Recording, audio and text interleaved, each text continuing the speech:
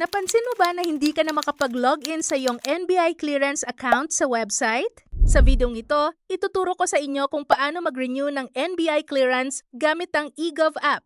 Una, buksan lamang ang eGov app. Pagkatapos sa search bar, itype ang NBI.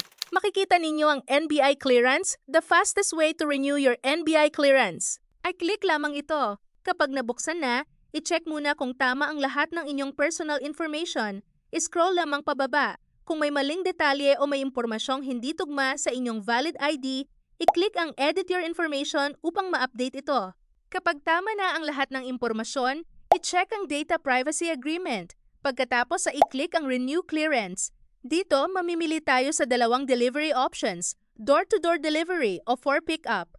Ngunit tandaan, ang for pick-up option ay available lamang sa NBI main office. Sa tutorial na ito, pipiliin natin ang door-to-door delivery. Kapag okay na, i-click ang Pay 360 pesos. Kapag sangayon na kayo, i-click ang Agree. Makikita rin dito ang delivery fee. Kapag okay na, i-click ang Proceed. Ngayon naman, ilagay ang impormasyon ng receiver. Sagutan lamang ang lahat ng kinakailangang detalye. Pagkatapos, ilagay ang inyong kumpletong delivery address. Huwag ding kalimutang ipin ang eksaktong lokasyon sa mapa upang mas madaling mahanap ng courier ang inyong address. Kapag tapos na, i-scroll pababa, i-check ang agreement checkbox, pagkatapos ay i-click ang Proceed. Ngayon naman ay pipili tayo ng payment method. I-click ang GCash. Makikita rito ang reference number na gagamitin sa pagbabayad. Makikita rin ang breakdown ng inyong babayaran.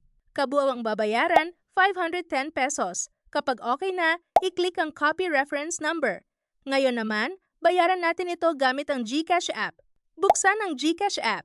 Kapag nasa dashboard na, i-click ang Bills. Sa search bar, i-type ang NBI. Kapag lumabas na ang NBI, i-click ito.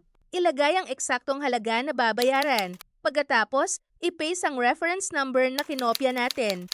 Ilagay rin ang inyong updated mobile number at email address.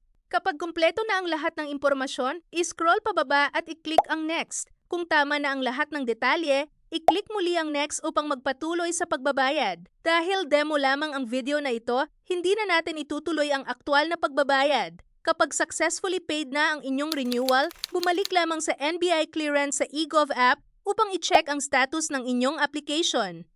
Kung nakatulong at nalinawan ka sa videong ito, huwag kalimutang i-like, mag-subscribe, i-click ang notification bell at i-share para mas marami pang matulungan.